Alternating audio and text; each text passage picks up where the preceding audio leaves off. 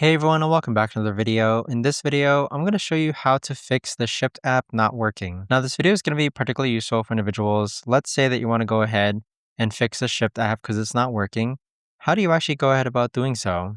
Now, this video is going to be short, sweet, and simple, guys. There's not going to be a lot of steps involved. Now, in order to do this, what you're first going to do is log on to the Shipt app. Now, the first thing that you can do is that you can swipe up on the app like this, and then go ahead and hold on it and swipe up. So you go ahead and do a soft reset of the app. Check and see if the Shipt app works afterwards. If it still continues to not work, what you can do next is that you can go into the App Store, look up Shipt, and check and see if there's any updates available for it. So if it doesn't say that there's an update for Shipt, then that means that it's up to date. Now, as a last resort, you could actually go ahead and hold down the Shipt app and then click on delete. You can delete the app and then reinstall it and then see if that works as well. But there you have it, guys. That right there is the best and easiest way that I know of to actually go ahead and fix the Shipt app not working. If you guys know of a better or easier way to actually do this, let me know in the comments down below.